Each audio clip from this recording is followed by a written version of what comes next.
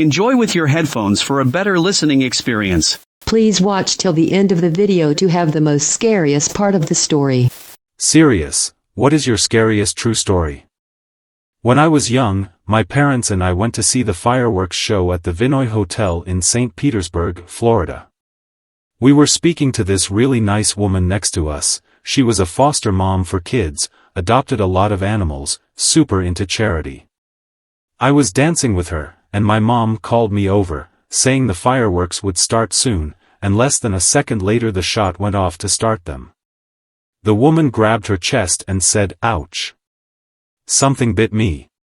And when she pulled her hand away there was a perfect hole in her chest. She stood there a moment in shock before it started bleeding and then she fell to the ground. Everyone started panicking. I was separated from my parents and hid in the elevator. I kept going to random floors with people until I saw someone that my parents knew and stuck with them. The police came to our hotel room that night to get witness statements. We were on top of the hotel, and I never really looked into it after. I still can't do fireworks, but my dad told me it was a freak accident involving the gun they used to signal the fireworks. It was just the sight of her casually pulling her hand away, thinking it was a bee sting, and seeing this perfect hole. Then just blood. It was so surreal.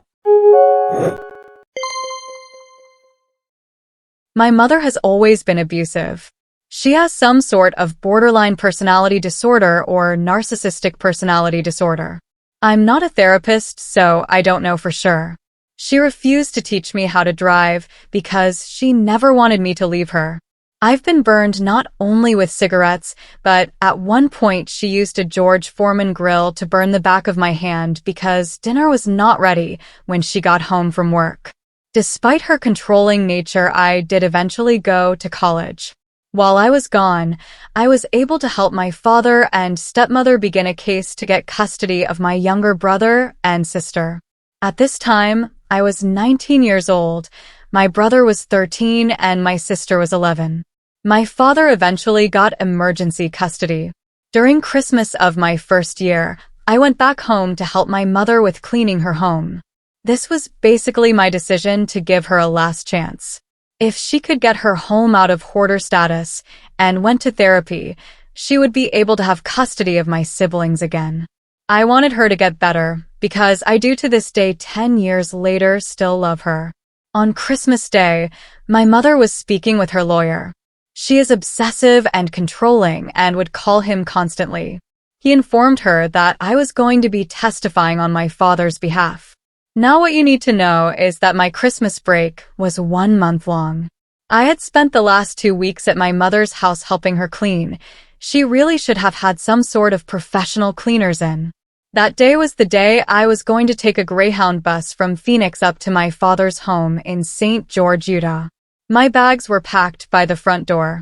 I was literally on the phone with my father in the living room waiting for her to finish with her lawyer before we left. It truthfully does move into slow motion when something incredibly traumatic happens. My mother walked into the living room from the kitchen, and I noticed the gun in her hand. It belonged to her father and hadn't been fired or taken care of in years. Her eyes were dead as they normally were whenever she was abusing me, like a shark.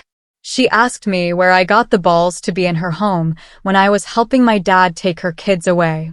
I don't remember her firing the gun, but I do remember being showered with drywall and feeling the heat of something passing by my head on my right side. She kept pulling the trigger, but the gun jammed. The next thing I remember is I'm running down the road, still on the phone with my dad. I don't remember grabbing my bags, and I don't remember running until I was 3 blocks away from her house and my dad was screaming on the phone to ask if I was okay. I never called the police officers because I was still in the mentality of an abuse victim. I called a cab because this was in the days before Uber. I showed up at the Greyhound station 2 hours early for my bus. My dad and my stepmom kept calling me to make sure I was alive, and like a trapped dog I watched the entrances and exits of the Greyhound station. I was too scared to go to the restroom because I was afraid she would drop me in there somehow. I didn't find out until I got to my father that there was a cut down my cheek from plaster, or from what I don't know. As is unsurprising with Greyhound, nobody told me I was bleeding. We did eventually get my siblings into my father's full custody. I eventually got a restraining order, but having full no contact with my mother is a long story. I am now married and have a 1-month-old daughter of my own. Once every few months or so, I experience moments of depersonalization where I am convinced that this is my dying fantasy. I am so sure that I am dying on the floor in a hoarder's house amongst the trash, roaches, and anything else I couldn't clean up for that woman. It shakes me up for a few days, but I'm always relieved to have my husband in my life. This happened while living at my parents' house about 10 years ago. My whole family, brother, sister, and parents were at a Major League Baseball game. It was a night game, and being baseball, it ran a little later into the night. I was working as a lifeguard in high school and would get off around 9 p.m. usually.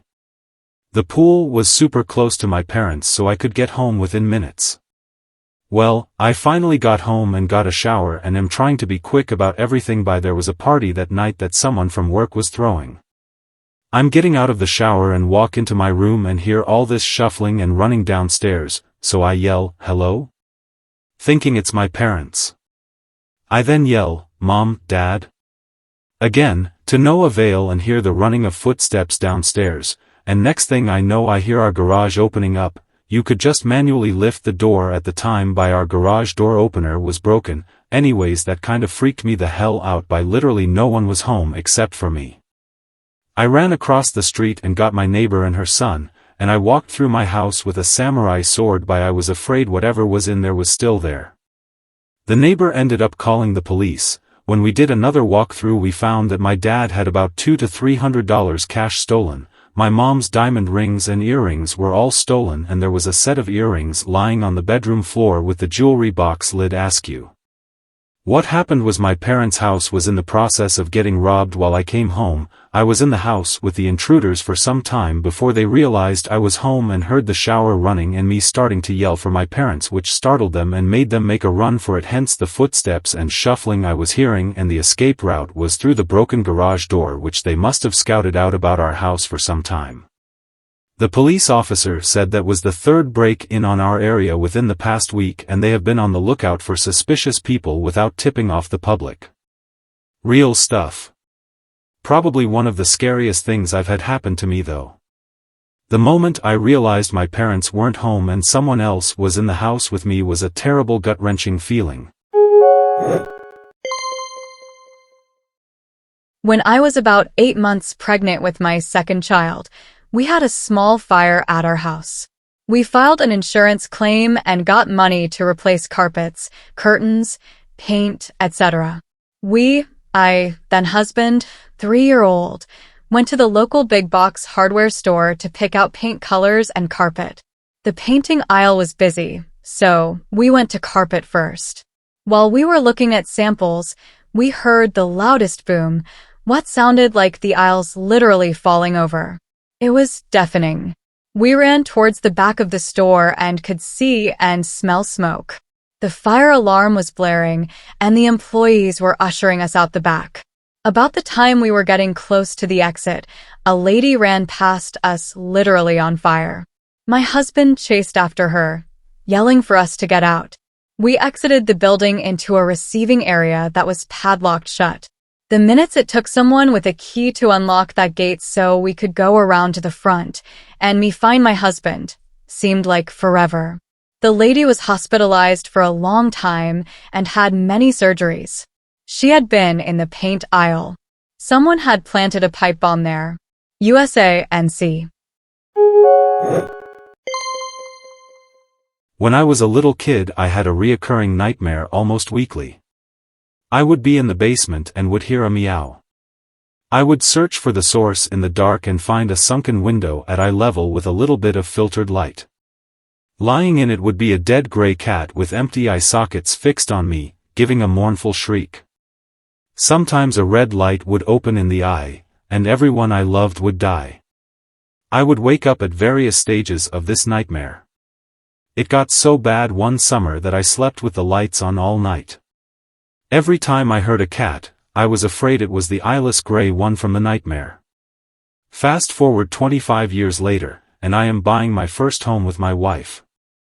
It doesn't have central air, so we sleep downstairs in the basement for the summer.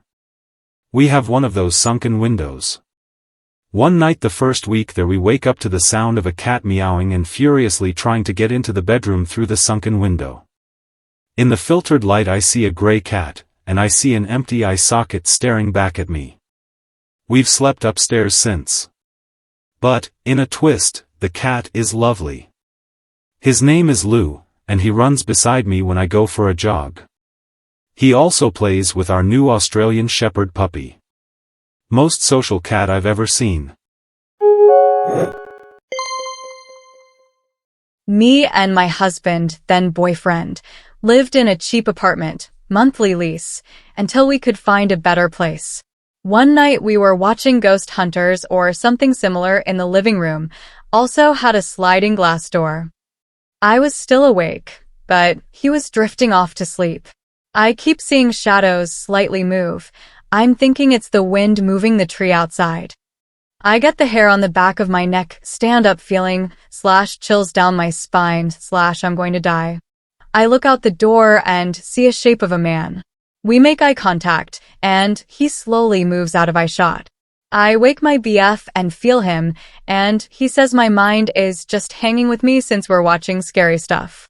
No sooner has he said this, and the guy walks back to the door and stares at us. My BF sees this and says to call 911. He grabs a knife and chases after the guy. This happens one more time, when I'm home alone with our daughter. I called the police again, and the police officer says that the area is all clear, but that the perp is most likely casing the place with ill intent. We moved rather quickly. 8. Many years ago, when I was in high school, I stayed up late playing video games. Parents were out but no big deal, being home alone didn't scare me. So, I'm playing the game and at around 3 a.m., my parents finally arrive. This in itself wasn't unusual but based off their demeanor, something had happened. My dad told me that on their way back from their friend's house a far drive away, he had noticed they were being followed. My mom had no idea but my dad, being the driver, was aware of this car that had followed them from about halfway back. Our house was in the suburbs and thus, getting to our house involved a few turns and whatnot.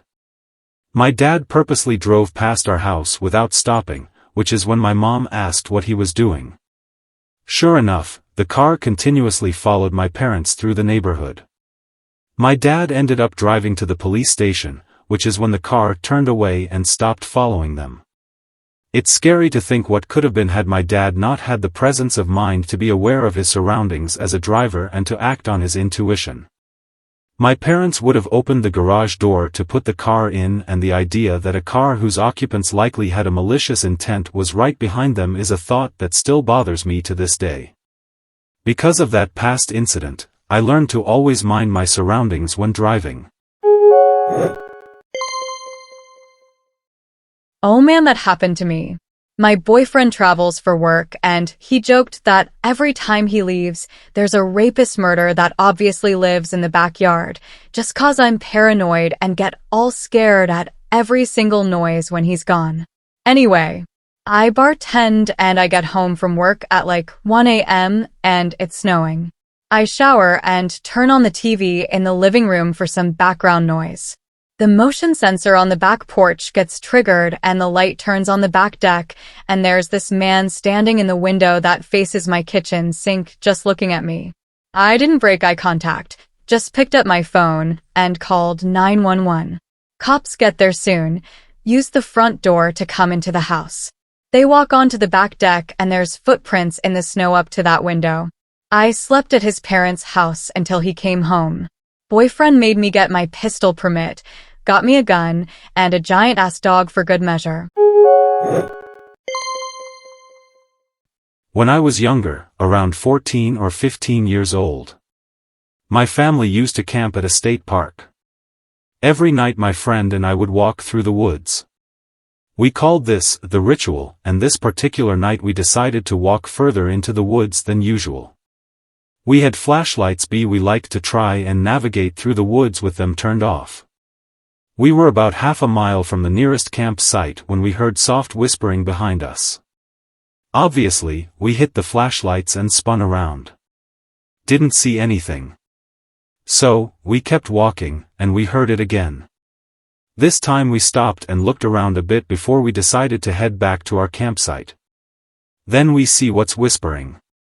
It's a lady crawling on the ground whispering just random words. She was wearing dark clothes and was covered in dirt. When she sees that we notice her, she stands up and declares that she is looking for her campsite. We ended up walking her back to the campground and tried helping her find her group. Turns out she was just super drunk/high and got lost trying to find a bathroom. Her friends didn't even notice she was missing, and if we didn't go that far into the woods she would have been lost all night. It was pretty creepy. My mother has always been abusive. She has some sort of borderline personality disorder or narcissistic personality disorder. I'm not a therapist, so I don't know for sure. She refused to teach me how to drive because she never wanted me to leave her.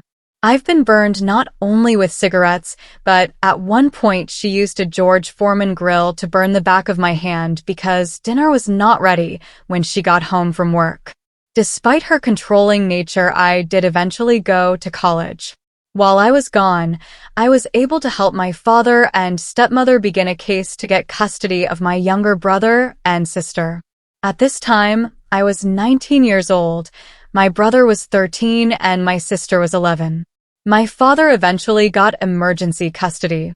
During Christmas of my first year, I went back home to help my mother with cleaning her home. This was basically my decision to give her a last chance. If she could get her home out of hoarder status and went to therapy, she would be able to have custody of my siblings again. I wanted her to get better, because I do to this day 10 years later still love her. On Christmas Day, my mother was speaking with her lawyer. She is obsessive and controlling and would call him constantly. He informed her that I was going to be testifying on my father's behalf.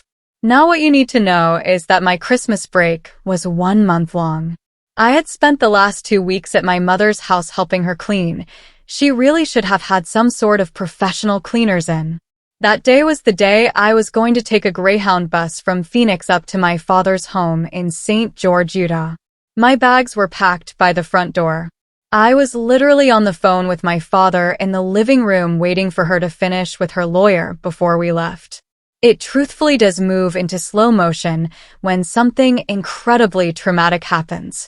My mother walked into the living room from the kitchen, and I noticed the gun in her hand.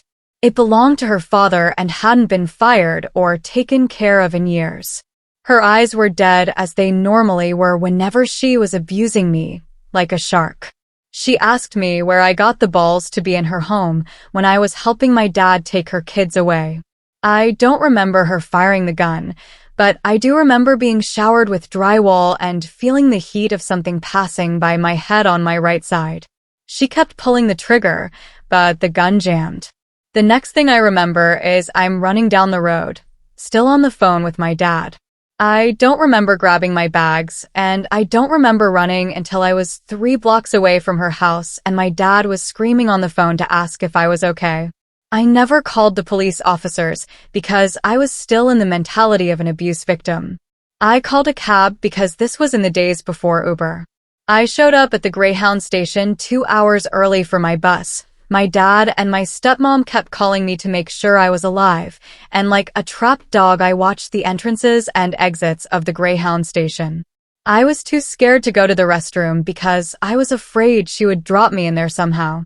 I didn't find out until I got to my father that there was a cut down my cheek from plaster, or from what I don't know. As is unsurprising with Greyhound, nobody told me I was bleeding. We did eventually get my siblings into my father's full custody. I eventually got a restraining order, but having full no contact with my mother is a long story.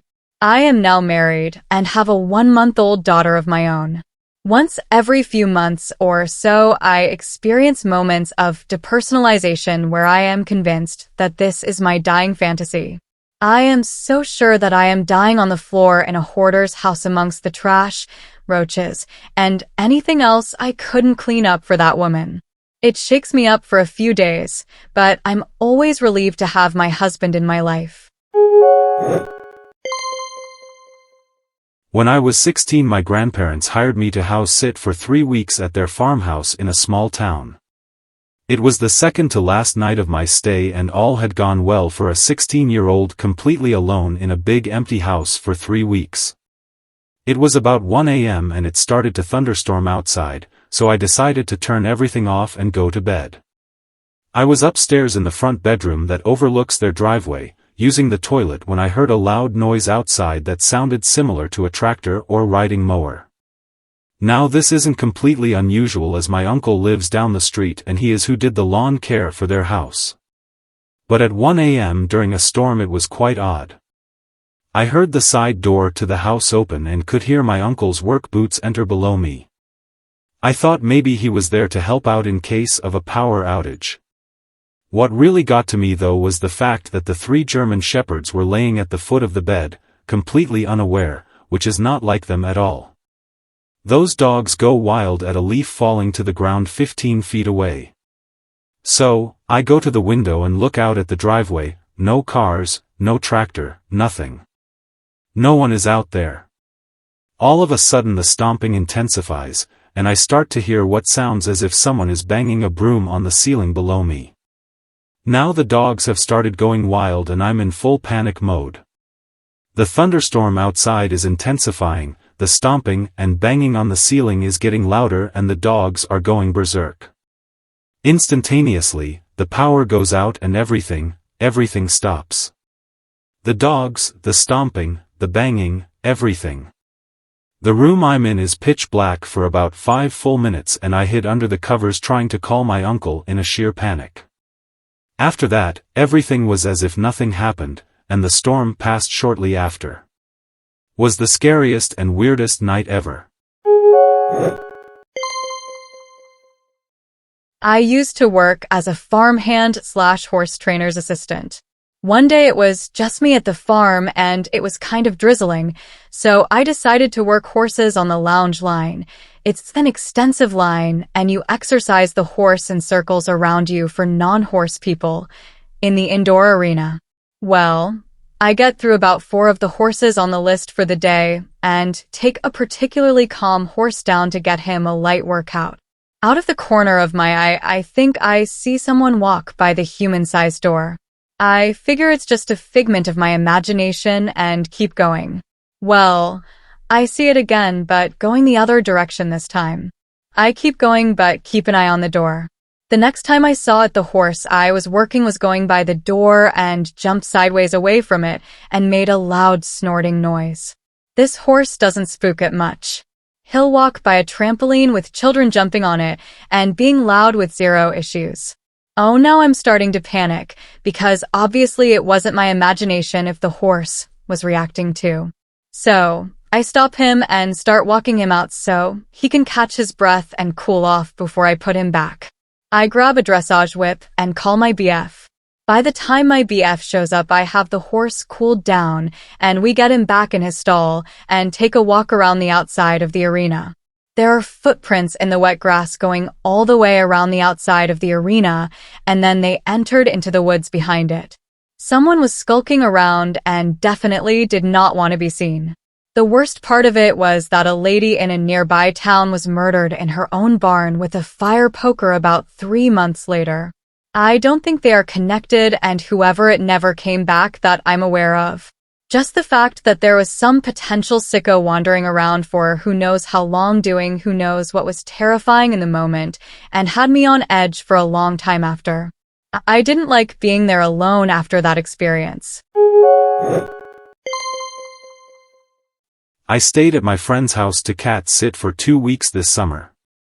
Normally I don't sleep over at people's houses when watching their pets, but his cat has anxiety issues and will tear the stuff out of everything if left alone overnight.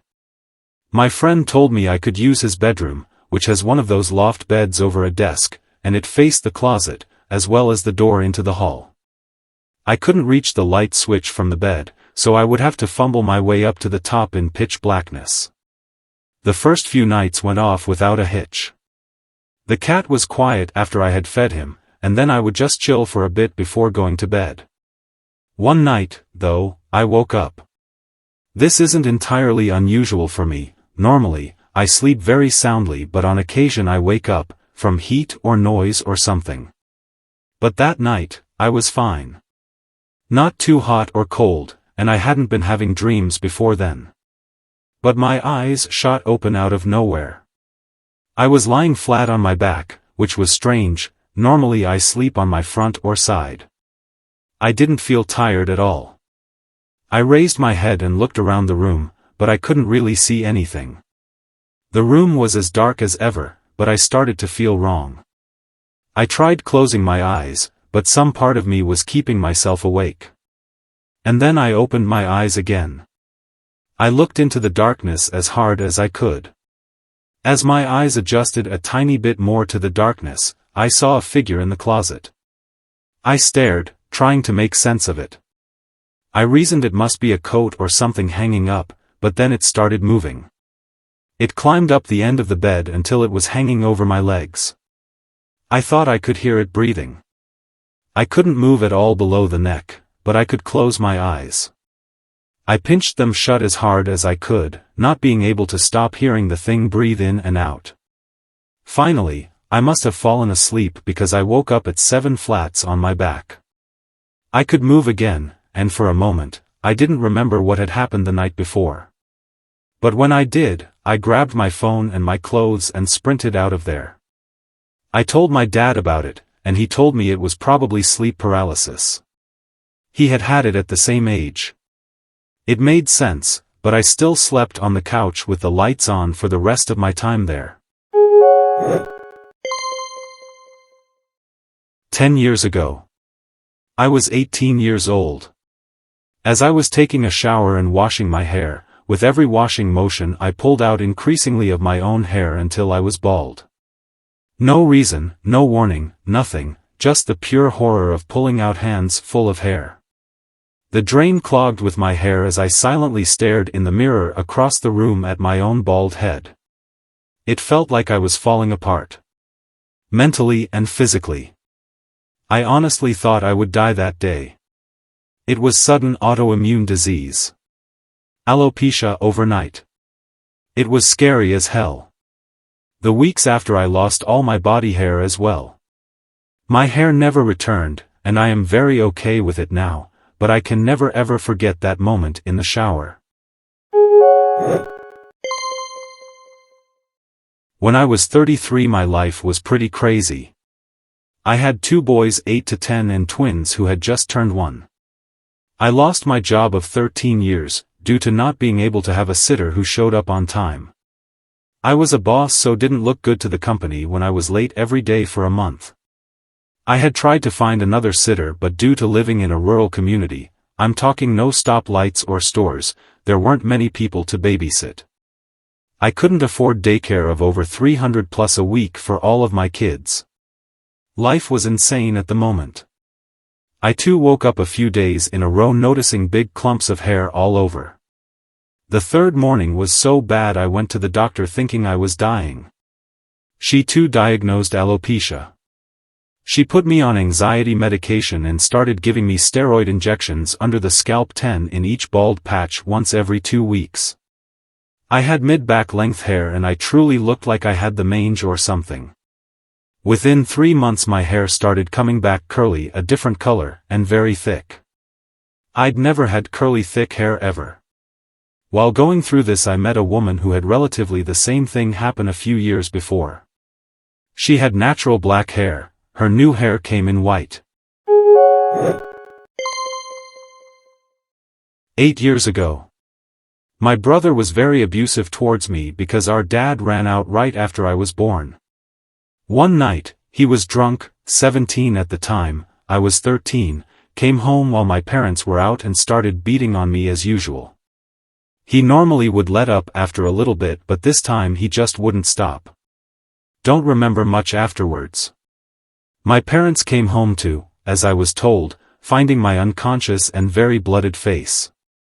I ended up having a pretty severe concussion that caused my stutter that deal with to this day and a rather messed up nose. It also made me have to give up on playing football for a year because of the constant pain. Needless to say, I haven't had a real conversation with my brother, and I haven't talked at all to him since this happened.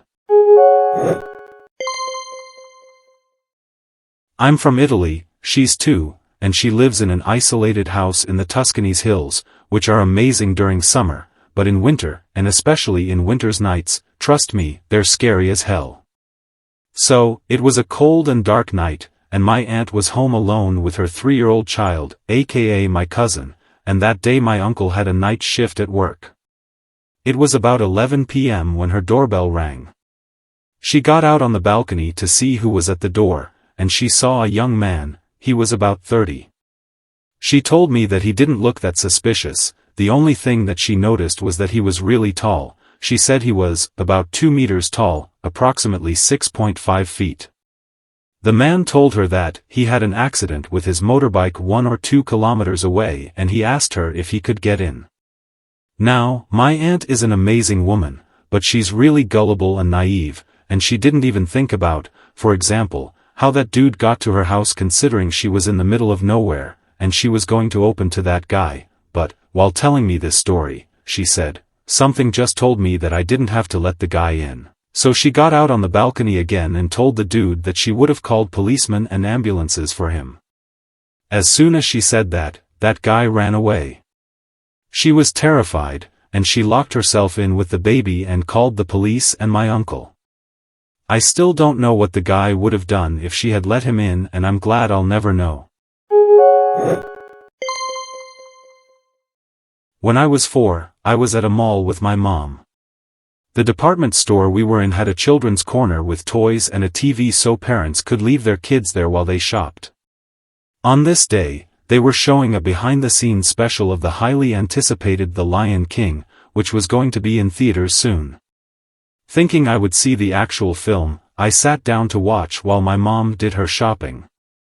When it became clear they weren't going to show the movie and I was watching a glorified commercial, I lost interest and wandered away to look for my mom. But the store was huge, and I didn't know where she would be. So, I started calling out to her. Suddenly a lady approached me and asked if I was lost. I knew I wasn't supposed to talk to strangers, but she seemed genuine, so I told her yes. Then she offered to help and took my hand. I thought she was going to help me find my mom or at least take me to the front desk, but we headed back in the direction I'd just come from. Soon, we were nearing the door that led directly into the parking lot. I remember thinking this wasn't right as it was clear she was taking me outside, but she still had me by the hand. Moments after she led me outside, I heard a scream and my mom sprinted toward us. She had already been outside looking for me and had seen me exit with this woman. My mom flew into a rage. What are you doing with my child? Where were you taking her? I remember the lady panicked and didn't have a clear explanation, but I don't remember the exact details from that point.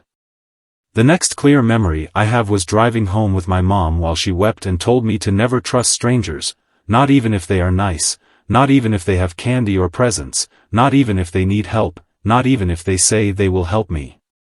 It really stuck with me. Thanks for watching. Please comment, like, share and subscribe. The Internet Surfer on YouTube for more horror and scary stories.